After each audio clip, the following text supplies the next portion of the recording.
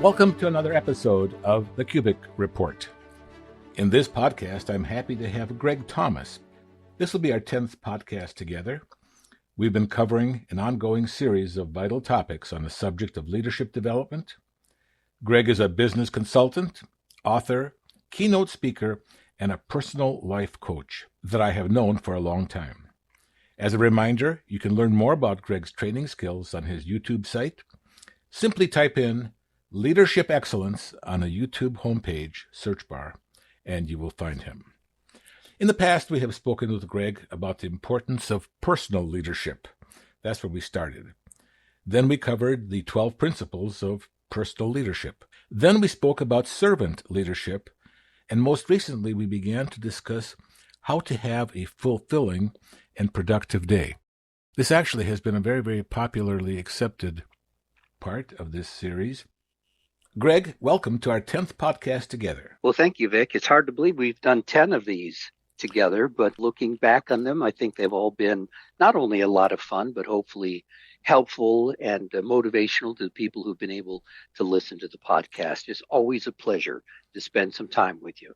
Well, it's always a pleasure to spend time with you, Greg. I've known you for a long time. I've always enjoyed your speaking and your motivational manner, and you always have that smile. You always make everybody feel good in the audience. And we have appreciated having you 10 times out of the 58 podcasts that we have done. So more than 20% of our podcasts have been with you, and I enjoy doing them with you because you are so easy to speak to. But let's start here with giving us a brief recap of what we spoke about the last time, so our newer listeners can catch up with us today. Okay.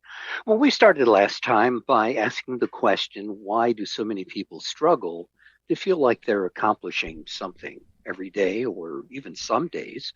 People do feel a sense of struggle in having a day that they want to be as fulfilling, as a day that encourages their passions, that gives them hope, that gives them motivation. And the reason that doesn't happen is that most people don't live life intentionally.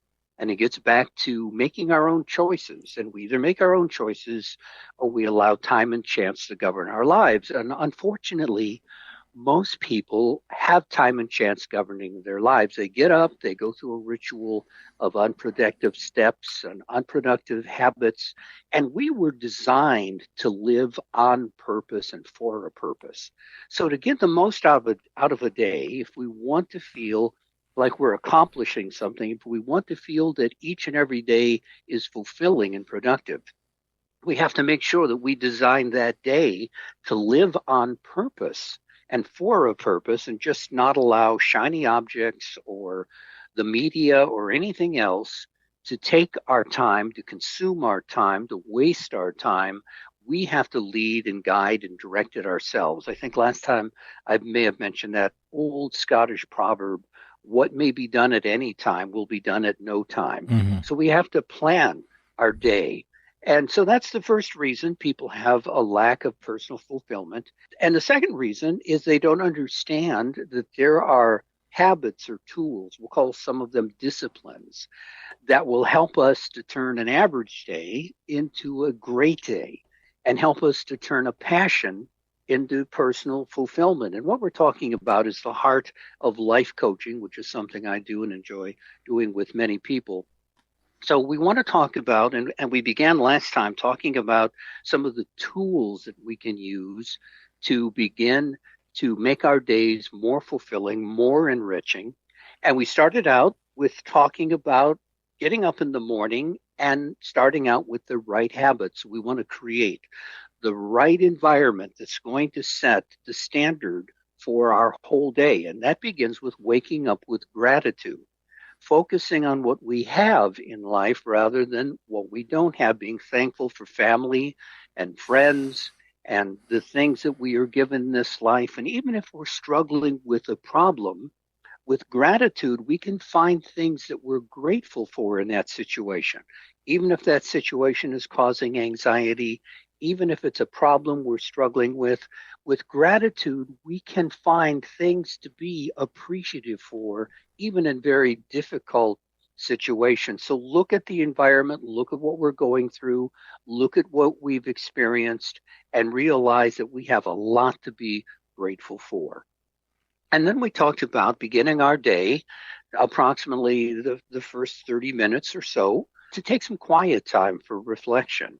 And this is a great time if you're a spiritual person. We talked last time about doing religious devotions, and our 12th principle of personal leadership was on spirituality. So people can go back, and your listeners can go back and listen to that podcast that we did on that topic.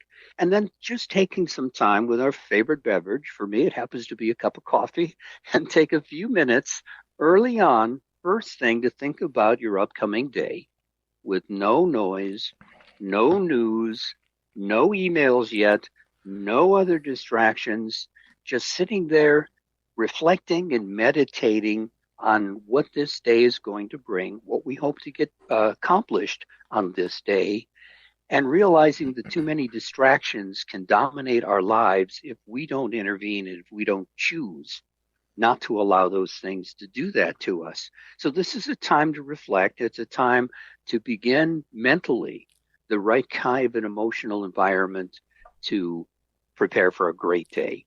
And Greg, I think that this is one reason why the last podcast was very, very well received, because it was so practical. It gave people specific things that they could do, such as, being grateful and to have this quiet time and other advice that they're looking for. People have asked me, when is the next podcast coming? So here it is. Oh, that's wonderful.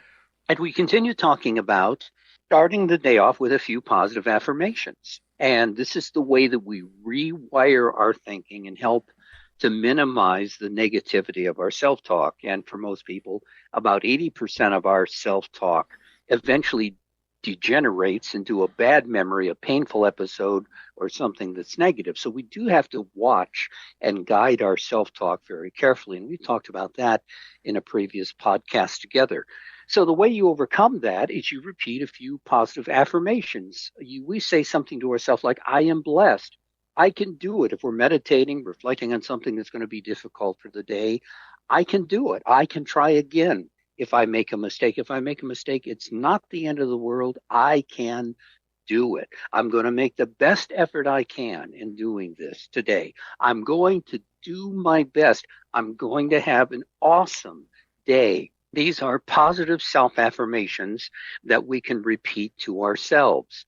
There are some great religious scriptures for those who are religious people. I think I mentioned last time one of my favorite, and that was Philippians chapter 4 and verse 13, where the Apostle Paul said, I can do all things through Christ who strengthens me. Wow, is that a positive affirmation, right? So Absolutely. There are a number that we can use, and it should be personal. It should be something that has meaning to us. It should be a self-affirmation that really energizes us and connects with us. And sometimes we have to write our own in order for that to happen. And then as the day goes on, the morning goes on, and we begin to meet our loved ones, greet them with a smile, show affection, start out your day with raw joy and enthusiasm, because that's contagious and it's going to have a positive influence on our other family members, whether it be our spouse or our children or someone just visiting with us, spent the night with us, maybe as a guest. That raw joy and enthusiasm is contagious. And we want to, again, create this environment early in the morning so we can continue to carry that throughout the day. And then I'm a big proponent of really good music. And I'll define good music as music that's personal, because I know everyone has different taste in music, that motivates you, that energizes you. And for us as individuals, it may be something different. And create a playlist or a number of playlists. I have playlists for when I just really want to relax. Usually when I'm trying to focus on a document or something, that playlist will be all instrumentals, because I just don't do well focusing on words when someone's singing in the background. But there are other times when I'm not doing that kind of work that I'll have vocal music on in the background, and something that picks me up and something that energizes me, something that inspires me. So That's really important. Continuing to read some inspirational quotations, pick up the phone, spend a few minutes talking to a close friend. Again, I want to emphasize the importance of avoid listening to local news first thing in the morning. It's very negative. You're going to hear things that are probably going to upset you, and that's their way of controlling us. Good ratings require them to focus on bad news, to hook us, to pull us into wanting to watch more. And we just have to resist that and not play their game and not allow ourselves to be pulled into that level of negativity. So, again, in the morning, we're setting a momentum that will carry us through the entire day. And you did talk about setting a motivating environment that's pre-planned, almost from the night before, an intentional motivating environment of things that you absolutely feel like, I've got to get this done first, otherwise it'll hang over my head for most of the morning and be neglected. I do feel like that's very important. And I find myself on a little piece of paper along with my to-do list, which is the thing I kind of really live with, Microsoft To Do, is things that I absolutely, positively must start my day with. And I do it intentionally because if I get those things done, maybe one pesky thing and maybe one, rather routine thing, it'll make me feel successful and making me wanting to do the next things. But there are certain things, like I agree with you, that are absolute musts. Yeah, again, a person who is embracing their spirituality, who wants to see life in 3D, again, as we mentioned in our previous podcast on the 12th principle of personal leadership, we don't want to be a spiritual cyclops in life. We want to see life in 3 dimension, in its richest, fullest capacity, and we need to embrace our spirituality to be able to do that. That is certainly the case. And you lead into the next thing, kind of the final segment we talked about last time, and that is indeed working off of a plan, creating a task list. If we don't have a task list, what we'll do is we will just react to every shiny object that jumps out at us each day, and we'll be running and chasing our tail rather than getting productive things done. So work off a task list. I always encourage people to put the essentials and priority items first and to start with the hardest or the one that you don't really want to do. And then after you do that, the rest of them will really seem easy. We were chuckling last time about the famous quote by Mark Twain and how it engendered a business term called eat the frog. And Mark Twain said, eat a live frog first thing in the morning and nothing worse will happen to you the rest of the day. So jump that difficult task, do that quickly, do that right away, and then the rest of your day will seem very, very easy, and work through that task list. Sure, there's going to be interruptions. And yes, there are going to be emergencies, and we have to allow for that. An emergency is certainly that, and it's legitimate, and we need to get off our task lists and do and perform to solve an emergency when they arise. But that really should be rare. If we don't have a plan, we're going to work on distractions all day long, and that's what most people show happens. And Greg, one thing about distractions that people make a living off of distracting others. Right now, it's so easy to do that with marketing techniques that track people for what they do and read. They may not see their emails, but they can see the subjects that they have discussed. And I know that I've had a little problem with my knee. All of a sudden, I'm getting all kinds of ads for lifts and elevators and walk-in bathtubs. Everything. I mean, I didn't want these things. Yeah. How do they know all that stuff? But I find myself, curiously looking, at these things because it's there. And my wife and I have said we've had enough of these things because they can suck up a good part of an hour as you go from one to another to another. And I've been working. I've been working with media in trying to work with people with more of a push on the website, and I just realized that what I'm doing is kind of coming into that same whole thing from the standpoint of being a distractor of people to get them interested in my thing. So it's just the way people do things, but it could almost become a condition that is addictive and difficult to even come out of. So I'm glad you brought that up because it's not only just avoiding distractions, but absolutely turning off distractions because they will be there. They will try to seek a spot in your consciousness to get their message to you.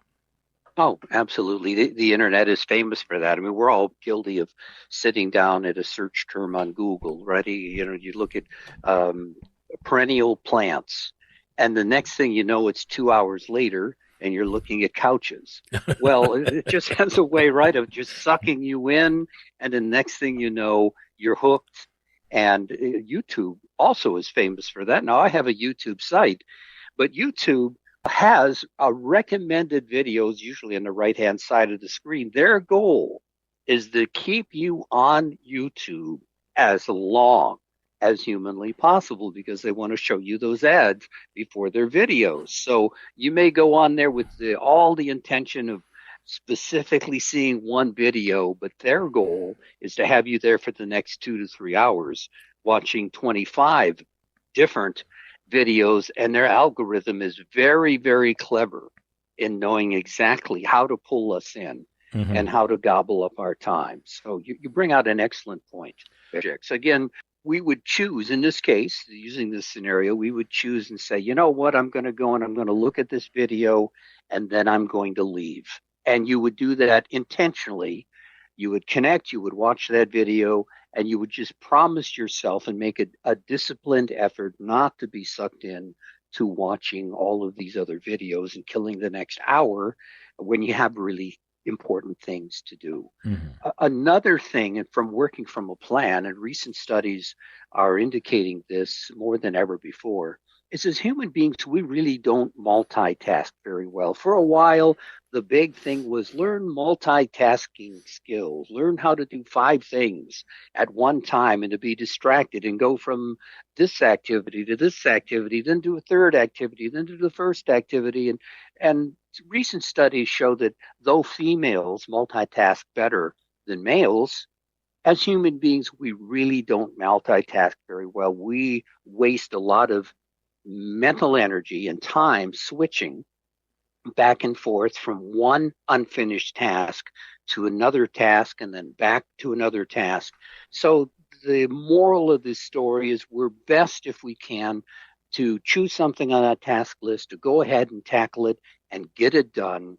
And unless there's a legitimate reason, maybe we're waiting for a phone call back or something of that nature, try to finish each task rather than trying to multitask a number of items at one time. And that's kind of how we ended our last podcast, Vic. I quoted from Lewis Carroll, who once wrote, if you don't know where you're going, any road will get you there. And once again, we emphasized that we really have 2 choices in life, and we have 2 choices each and every day. Either we're choosing where we want to go, what we want to do, or we're allowing time and chance and the media and shiny objects and everything else to take over our whole day and to draw us towards it rather than the things that we have chosen to do. And that's kind of how we wrapped up the last podcast. So as the morning ends and the day goes on, our listeners are anxious to hear more of what you have to say. What are some of the other things that we can do to have a fulfilling and productive day? Well, once again, let me emphasize that real importance of creating that motivating environment first thing, because that's going to help us throughout the rest of the day. That morning environment, being positive, being purpose driven, is going to influence how much potential we're going to get out of the entire day. Vic, if you put a baby shark in a 10-gallon aquarium, it's going to grow to about 8 inches and then it's going to stop growing. If you take that same baby shark and you placed it in the ocean, it's going to grow to 8 feet rather than 8 inches. A small confined environment changed its potential. And the same is true for us. If we're starting out the morning negative, if we're starting out grumpy, if we're starting out some way limiting ourselves, then we're going to set the rest of the day in a small, confined environment, and we're going to mute the potential for the rest of that day. It's so important to establish that positive, motivating environment and to certainly watch our self-talk. We've talked about that before in other podcasts. We have to overcome that negativity with positive self-affirmations, with being aware the negativity is setting in our minds and rejecting it and diverting it and replacing those with other thoughts that are motivating, that are positive, that are encouraging. And by doing that, we have created, first thing in the morning, a motivating environment that indeed can influence what we do the rest of the day. Have you ever heard the phrase, I just don't have enough time to do it? Or there never seems to be enough time? I'm sure you have. I've heard it from clients, and I've heard it from people most of my life. I thought I I invented it. No, you didn't invent it.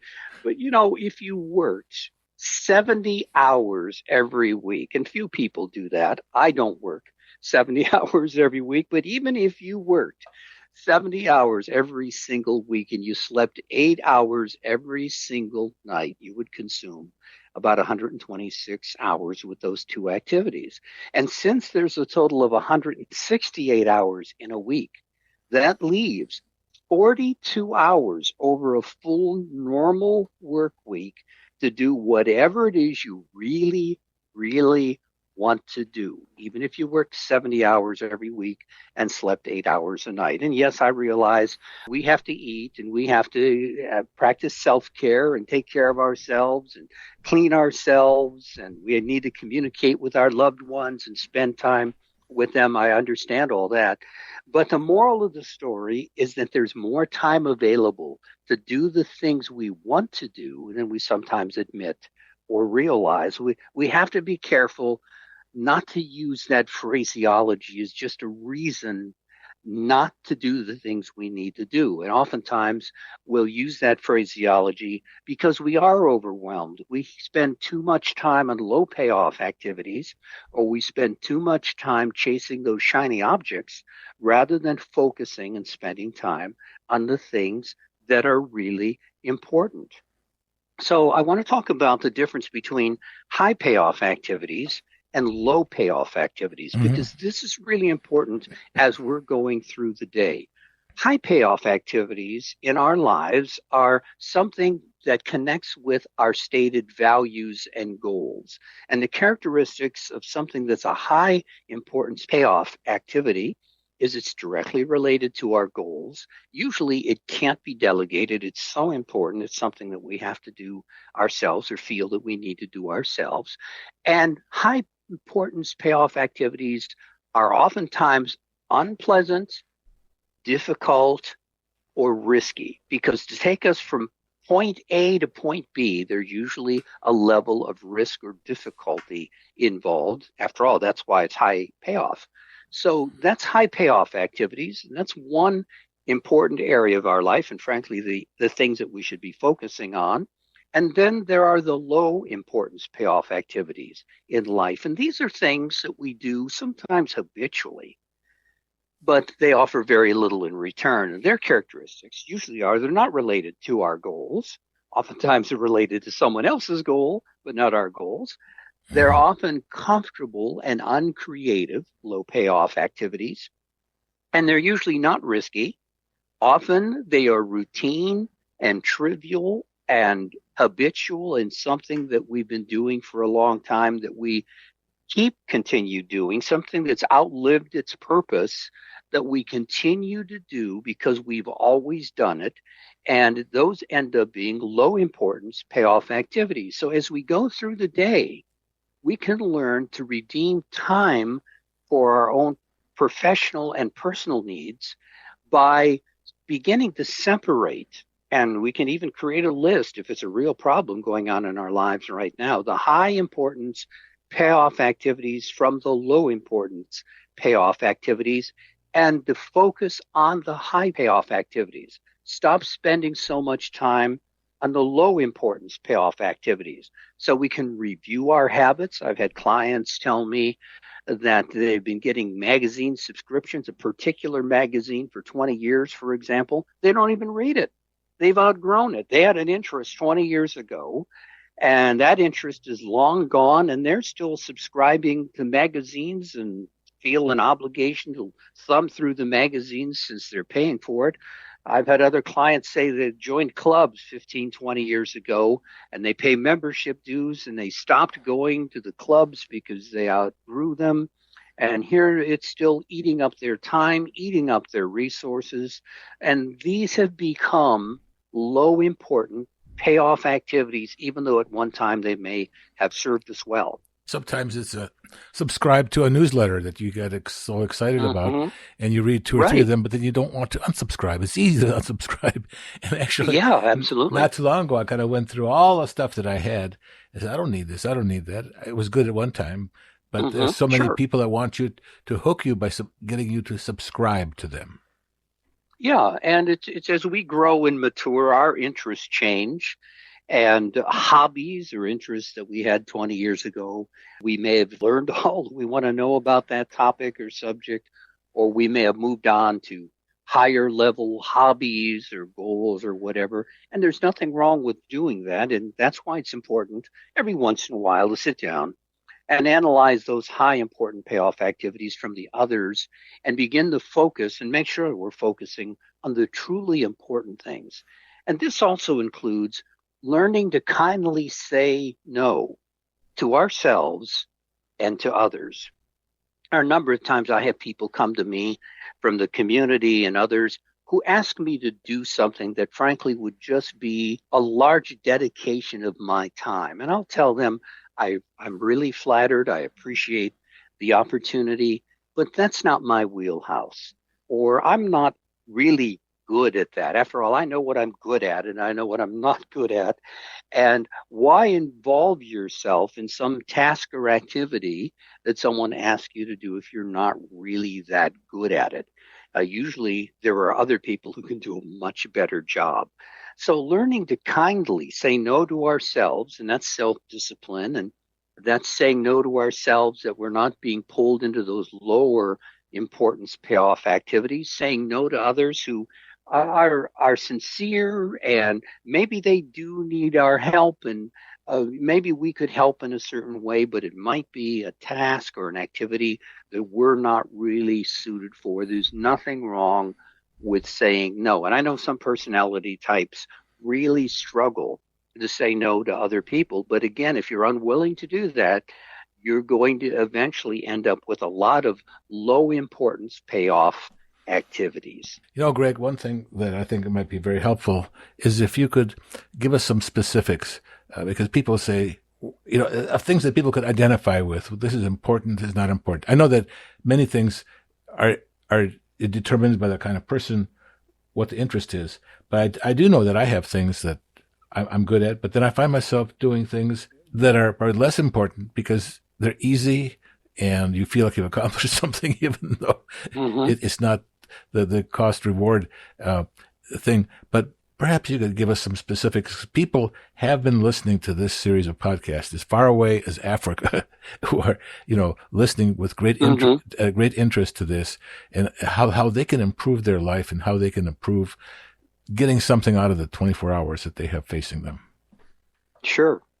Well, I probably could best define it by looking at some examples in my own life. I've sat on a few corporate boards, for example, and as a result of that, I would have many others come to me and say, will you please sit on our board?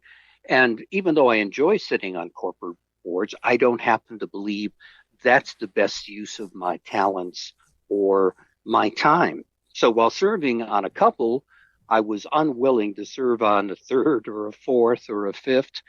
And I kindly said no to those opportunities. So again, you have to look at what's going on in your life and what you're good at and what you find fulfilling and a high importance payoff activity, and make sure that these other things, which are just frankly shiny objects in many cases, might be sincere, might be a good cause, might be something that's noble, but it's not necessarily something that we either have an interest in or that we have a particular talent for.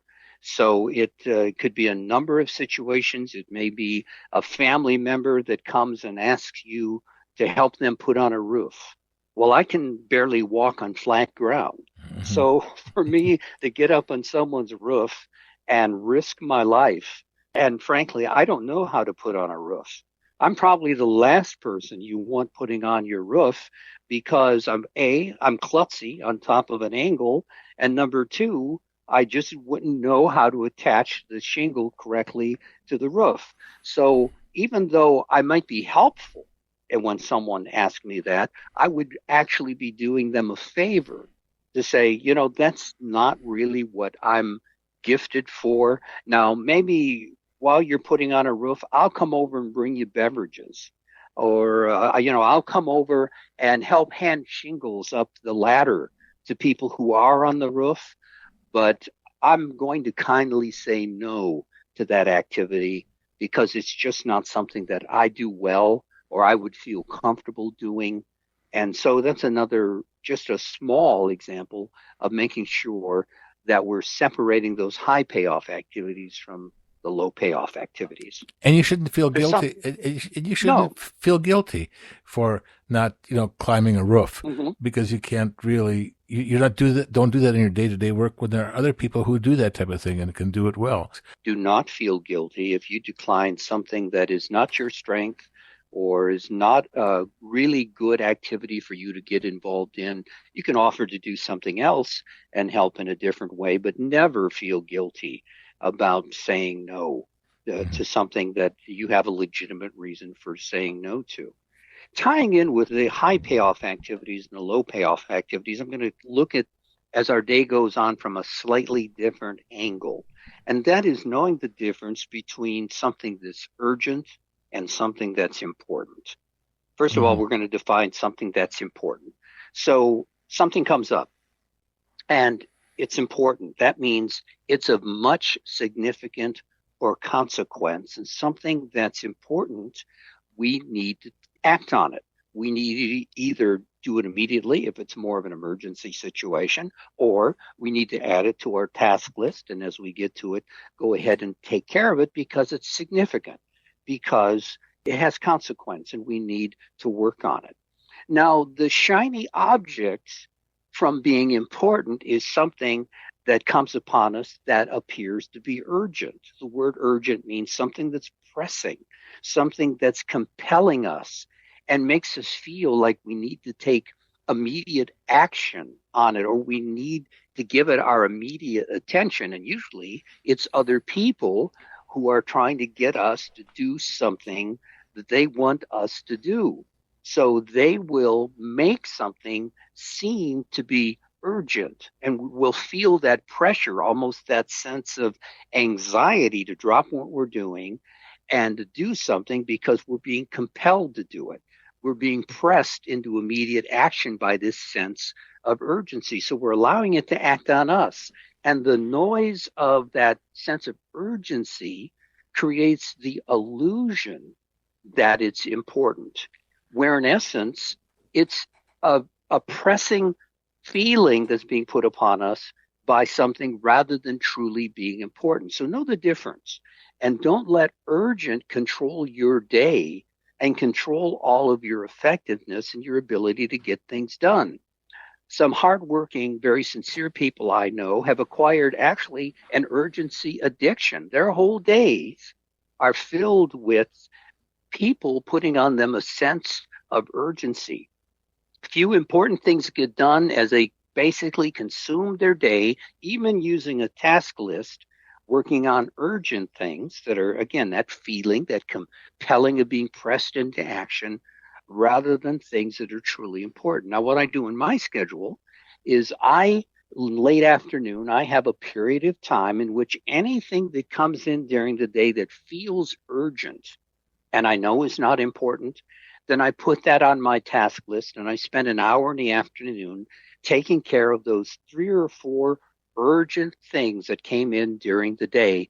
But I refuse to allow those to go to the top of my task list and to be treated as if they're important, because there is a difference between something that's important and something that's urgency. One is of true significance and consequence, and we do need to act on it. And the other is just a compelling feeling or a pressing put upon us by the outside. for us to take immediate action and attention on it. And that's usually to please someone else. And one more thing about that, Greg, Sure. is that some leaders feel like they are great leaders because they're bold and always putting out fires. And somehow that shows them to be a master of being able to steer the ship through icebergs and stormy seas.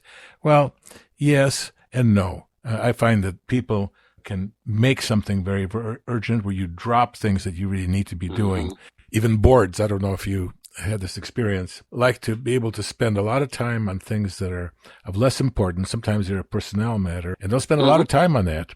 And then as far as talking about strategic planning and that type of thing that takes really a lot of brain cells, that gets put to the end of things. I have found that in my work with boards and my work with planning that way, that sometimes urgency is defined by the person who is pushed into that so that they can show or that they can present a way. One person was said to be, I remember back in the early days, that he traveled around the world putting out fires. And it looked great, I mean, he went here, there, everywhere putting out fires. Well, half of them were started by him. But anyway, well, sure, yeah, right. But it really wasn't as urgent to the running of the universe as was portrayed. So I think it's important, since we're talking about leadership, is to be able to consider what really is important for the future of the organization as compared to what is urgent that is sometimes put upon a person for effect. Vic, you bring up such an important point. I found out throughout my life, through my own personal life experience, is most executives who are so proud that they're putting out fires usually are the arsonist. and, and in order to feel good or to maintain autocratic control, they create, or through negligence, allow all of this smoke to become fires. So they get to put the fire out and feel and show everyone that they're such a great leader.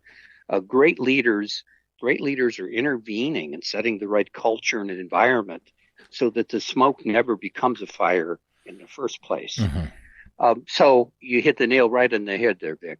That's really a good point. Well, I feel like leadership too is a person who's a peacemaker. Is a person that will not allow those things become urgent, but a person who has an environment around people that is flammable, where the slightest thing sets things off, really creates a lot of work for himself. When you earlier talked about the environment that we set for the day, we create the environment that oftentimes determines kind of how things will go. There certainly will be crises. I have worked with crises a lot, but I do know what crises are manufactured, what crises are show, and what crises are genuine. So as we go on and we move towards a fulfilling day, we moved from morning, we're now engaged in work, we're working off of our task list, we're working off of that motivating environment that we created early in the day. We're focusing on things that are important. We're focusing on the high importance payoff activities. We're working through that task list. We're adding some tasks as the day goes on, as things are brought to us as something else we need to do either later today or tomorrow or next week, and we need to prioritize those things. We need to remember the importance of taking some breaks throughout the day. We are human beings. We're not human doings. And the human mind needs to be refreshed about every 90 minutes is what the latest research that is looking at the way people work and how they perform and how they remain effective. Some people, it might be as low as 60 minutes. They need to get up and take a break. But we have to realize that the goal isn't to work, but we need to get up, walk around, take a look outside, engage in a brief conversation because we are social beings, get a favorite beverage. Studies are showing that a refreshed mind, in other words, just getting away from the tasks at hand, is more productive and makes fewer mistakes than one who's focused constantly on a single task for 3 or 4 hours. I mean, I've known people who, they're just going to sit down and grunt their way through it and no distractions, and they skip lunch and they just sit down and they do it. And studies are showing that after about 90 minutes, our mind slows down, our body begins to get sluggish and slow down, and it actually becomes very ineffective for us to continue working after that period of time. So you deserve your breaks. Get up, walk around, take a look outside, look at that sunshine, breathe some fresh air, get your favorite beverage, and then go ahead and get back to work. And you'll find yourself being far, far more productive. They're saying today that sitting is the new smoking. So they're looking at human health and they're seeing in our biology, particularly as our Western cultures get more sedentary and we're spending more time in chairs than we ever did before in our history, they're seeing the very negative effects that constant sitting has all day long. So we need to take those breaks, and we also need to make sure we're getting exercise in. That's very important with the kind of lifestyles that we live today. And taking breaks includes starting out the day with a good breakfast and stopping for lunch, not just gobbling down some chocolate candy bar to push us through the next hour or two, but having a healthy lunch, having a good dinner, communicating with our loved ones. Wholesome food provides energy. And it's important for us to make sure that we indeed are taking those breaks. Okay, Yes. one more thing here is doing certain things at certain times during the day when you're best at doing it. I find that I can only do creative things in the morning. I cannot do creative things at night. Uh-huh. I mean, at night I Yeah. want to relax. I just want to sit. I just want to talk. But Sure. it's only in the morning that I can put together a plan where I can write something that is coherent and as sharp as it could be. But if it's at another time, I use those times for doing tasks that are less demanding. Sure, absolutely. And after all, if you're getting up 5, 6 in the morning, by 7, 8 o'clock at night, you've been up a whole day. So it's only natural that you're going to want to slow down, that you're not going to want to expend a whole lot of energy, creative energy, at the end of a very long day. So I think you're pacing it well, Vic. You're showing a good balance there. You understand the way that you are. You're understanding your needs and what your capabilities are. And that's really great. And we all need to do that in our own lifestyles and our own energy levels.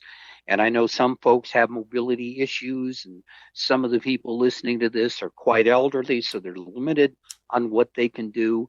So it really boils down to what you believe and understand that you can do, making the best use of your time. And for some people, it may be late afternoon or early afternoon is the peak of their day to get things done. Some people are just really slow risers, and it takes them a couple of hours to shake the cobwebs out of their heads and get their day started. And that's fine. We're all different, but understanding for ourselves what the best part of the day is and where we can get the most done, and then scheduling things to do during that part of the day is really important. Another thing that they are discovering more than ever before is the importance that we take time every day to get in touch with nature. A recent study from the University of Exeter in England, a gentleman named Alex Smalley, said we have as Western populations become very disconnected from the natural world. And they're beginning to see through research that affects us in a very negative way. We are wired to look outside and see the sunshine. We are wired to gain energy from taking a short walk, from smelling a flower, from looking at the richness of colors in nature. And studies are showing that spending time in nature can boost our mental health, almost as powerful as some drugs that are available on the market today for mental health. The latest research shows, for example, looking at something like a sunset or a sunrise can be an extra boost for our emotional state. Mm-hmm. And it's so important for us to do whatever we can to get in touch with nature. And even people like myself, now I live in northern Ohio, and we have some pretty difficult winters. We have months where there's nothing but snow on the ground outside, but we can have a number of indoor house plants.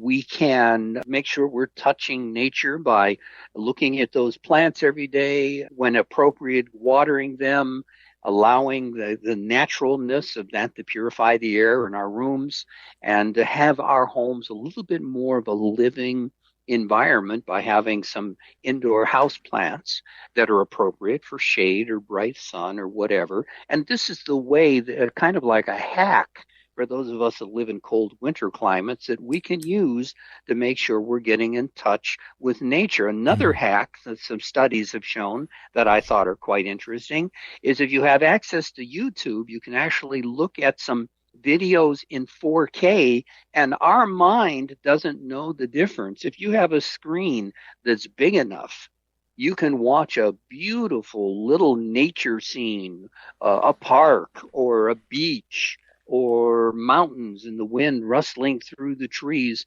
and your mind will absorb that and get the same benefit as if you literally were there. Video has a way of just pulling us in and making us part of that process. If you've ever watched people or looked at people who are watching movies, you can see their minds engage in the movie, and they're smiling, and their facial features are showing that they've been pulled in to that movie and the culture of it and what the movie's trying to say. And the same is true with looking at some videos in 4K that are nature. So again, those of us who live in cold climates can also do that. I try to actually do that a couple times during the week in the winter months when the outside of my home is rather cold and snowy and nothing really is growing well. And another thing is the importance to go through each day is make sure we are practicing healthy habits throughout the day. Or the meals we eat, they should be wholesome foods. They should be good foods. Making sure we're taking a little time to exercise according to our age and our existing physical health. And again, I know that depending on age and physical health, the exercise might be different. It might be limited depending on our physical health, but doing something to exercise our body, to strengthen it, to get that air deep into our lungs, and to be moving our muscles and whatever's appropriate for our age and our situation. Making sure that we're getting the right amount of rest and a good night's sleep, because that's what prepares us and gives us the energy to have that kind of productive and fulfilling day that we've been discussing during the podcast. Socialize. We are social beings. Get together with friends. Pick up the phone. Talk to individuals. Have lunch with them. At least call someone on the phone. We are very social. Or in our technology today, you can use something like Zoom, and they can talk to someone halfway across the earth and see them and see their facial features, and almost like being there by using a technology like Zoom. To answer your question, these are just some of the ways that we can continue working on truly having a good and fulfilling day. As we get physically older, do we have to give up on new goals and dreams? I've heard people say you can't teach an old dog new tricks. Is that the right approach to life? That's really absolutely the wrong approach to life. If you really want to have a life that is enriching and fulfilling, you have to discover some kind of passion. You have to discover something that gives you a reason to get up in the morning, and preferably that makes you want to leap out of bed in the morning to do those kinds of things. And whatever it may be, first of all, discover your passion, make an effort to do that, and then make sure that you're spending 15 to 20 minutes a day, no matter how busy you are, at least 15 to 20 minutes a day on some personal passion. And that may be developing a hobby or just enjoying the benefits of a hobby. It may be something that's school oriented. Maybe you want to further your education, so you're going to take an online class. Maybe it's writing a journal or writing the great American novel you've always wanted to write. Whatever it is, do what you've always wanted to do. And as we get older and more time in our hands, it's amazing the things that we can do that don't cost much money. You can write a journal. You can write a page a day in a journal, and that's going to cost you virtually nothing. A lot of hobbies that we can do don't have to be expensive hobbies, but depending on our life situation, there are just so many different things we could do, and we should never allow age to be a barrier if we are in the kind of health that we're able to do some things. I'll give you some examples. There was an Irish racer named Rosemary Smith. She became the oldest person to drive a Formula One racing car at 79 years old. There's Pablo. Yeah, isn't it amazing? Little old lady from Pasadena. From Pasadena, exactly. And she wasn't about to allow her age to get in the way of her achieving her goals. Pablo Picasso, we've all heard of him. When he was 87 years old, he produced 347 engravings in 1 year at 87 years old. A woman named Nola Oakes, at age 95, received her bachelor's degree from Fort Hays State University. So the point is, as long as we draw breath, we are never too old to set new goals or reach towards our dreams.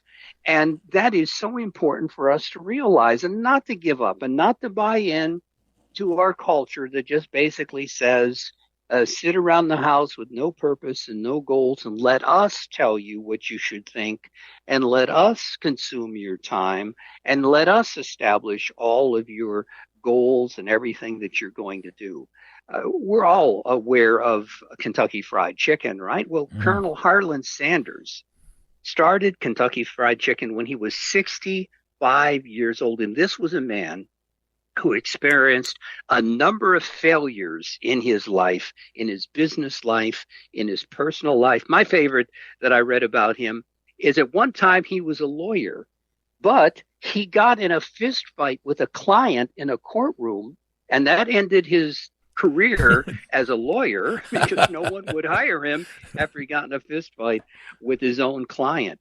But anyway, at age 65 years old, the man has failed in a number of things, and he started Kentucky Fried Chicken. He started with a meager savings of a few $100s. And are you ready for this? Yeah. He started Kentucky Fried Chicken with a $105 a month Social Security check. Wow. Now, granted, that equals about $1,000 today, but still to start a business on a $1,000 a month check that you're getting from Social Security does not sound very encouraging or doable. Yet he was determined that this was a goal that he had, that it was something that he wanted to do. So for those that are elderly, those who are getting older, find out what you can still do. We may have declining health. We may have limited finances. We may have other challenges, but we can still do something. We can still have a passion about something. We still have the time and the personal talents to do something. So what is it for you? Maybe it's to write the book that you always wanted. Maybe a biography of your life so that your great-great-grandchildren can know what you were all about and your life experiences and the things that you learned. Again, you can write just half a page a day, and in 100 days, you'll have 50 pages written. Well, that's well on your way of having a journal or a book. It's very affordable. You can plant that special tree or a bush or unique flower you always wanted. You can order it out of a catalog if it's not available locally. You can make that wooden bench or that planter box that you've thought about for years. Maybe you still have the original drawings from a magazine about making a planter box. Well, pull that out. That's something you can do. Call an old friend and strike up a new friendship. There's a classic example of John Adams and Thomas Jefferson, who became political enemies, and they got to the point where they hated each other. Of course, Jefferson replaced John Adams as president. They were opposite politically, but as old men, a mutual friend said to John Adams, if I recall correctly, I think it was Adams, he said, why don't you write Thomas Jefferson and see if you two can create a friendship through writing, because they lived in different parts of the country. And Adams did. And he said, I think that we should get to know each other and our stances and our positions in life before we die. And over the next number of years, and by the way, those letters all still exist today, John Adams developed an incredible friendship with Thomas Jefferson, and they talked on virtually every subject possible in their letters, from theology to gardening to politics and their differences in politics. And they respectfully carried on a brand new friendship. These were men who had formerly been enemies. So that's something else that we can do. Take a short trip, visit a place that you've always wanted to go to. Something that I tell seniors: if you know absolutely nothing about the internet, don't let it scare you off. Get a used laptop and turn it on and promise yourself that I am going to learn what this internet stuff is all about. Or get a cheap Amazon tablet. You can get a cheap Amazon tablet for $50. Turn it on and learn from scratch. It's okay. You're not going to kill it. But by doing that, you'll learn something brand new. You'll expand your world. There's no reason for us as seniors to be afraid of email and afraid of laptop computers. It's only because we haven't invested the time to learn about the technology and learn how to operate those things. So that's something else we can do. You can start your own YouTube channel. There was a woman named Judy Graham, aged 80 years old, and she started a unique channel dedicated to knitting and knitting tutorials. Mm-hmm. And my favorite is an old lady who was of Sicilian descent. She actually was an American, and I'll try to pronounce her name. Clara Cannicheri. She died now recently at age 98. She had a channel that she started to show Great Depression cooking. And in this channel, she would recount stories from her childhood, giving her audience an insight into life during the Great Depression. Her site, which is still up to date, it's run by family members, 1.2 million subscribers. I'm jealous. I'm envious of her. But here was a lady in her 90s who started out with one thing: Great Depression cooking, something that she knew about, and she used a cell phone as a camera and microphone, so she didn't have to invest $1,000 in equipment. And she started a YouTube site that now has 1.02 million subscribers. Maybe my most favorite example is Grandma Mastananama. She's an Indian lady. The last I heard, and I think she's still alive, 106 years old. She started a channel that you can easily find on YouTube called Country Foods, in which she shows traditional Indian cooking. That's what the channel focuses on. She has 1.5 million subscribers, 479 videos on that site. Amazing. So here was someone, at that age, 100 years old, who had a goal, said, I know something about cooking. I know something about traditional Indian cooking. And she created a YouTube channel. So these are just examples of individuals who have said, I'm not going to let age be a barrier. And in the case of Grandma here, she can't hear well. And if you look at her introduction video, she still sees, I think her eyesight's 20/20, but she can't hear very well, particularly at that age. But she has just created something phenomenal here. But if you don't want to start a YouTube channel, you can do things like serving at a local food bank. You can serve at a local shelter. You can get involved in a church activity a half a day a week, doing something to help an organization or help people. You can do something that's entirely brand new that you've never done before. What I want to encourage everyone to realize, particularly seniors, is you can believe that life is worth living. You have talents that you haven't even discovered yet, but you can discover them if you're willing to try something new and if you're willing to try different things. Whatever you do, don't give up on life. Never give up on growing. Never give up on changing or exploring new things and doing something brand new in your life. That's what gives life its spices. That's what gives us the desire to get up in the morning and leap out of bed, not just walk out of bed and grumpy and miserable. It is like the old saying, the difference between an optimist and a pessimist. or they say the same three words. An optimist wakes up in the morning, and the first thing he says is, "Good morning, God." A pessimist wakes up in the morning, and they say, "Good God, morning." So Well, we don't want to be like the pessimist, right? We no. want to be enthusiastic. We want to love life. We want to glean the most that we can from each and every day. Well, this has been just very, very helpful and very encouraging because I know many people. Of course, I'm retired now myself, Mm-hmm. and not that I'm looking for new things. I have plenty of things that are consuming my time and that I love doing. Mm-hmm. But there are other people who are frightened by the fact that they're going to get away from schedules that they have confined themselves to, and what will they be doing? And they can actually be doing things that are helpful more for themselves personally, for their family, and for others. Definitely. Greg, it's just been really wonderful hearing all these things. I feel like we have enough here to talk about for some time, even on the subjects that we have here. Sure. Well, thank you, Vic. It's been a pleasure, and I hope the folks out there listening to the podcast were able to glean some real benefit and some helpful tips and some helpful things from the podcast today. Well, I know that people will be wanting to have not only what they have heard here, but also more tips about how to have a fulfilling and productive day. Because as you spoke about all the heroic people who are older, I thought you were going to mention Grandma Moses there too. She's one of my favorite artists there. But you talked about the last grandma there. But there are just so many encouraging stories that can be very fulfilling for people in their midst. So, Greg, anything else that you want to say on this episode?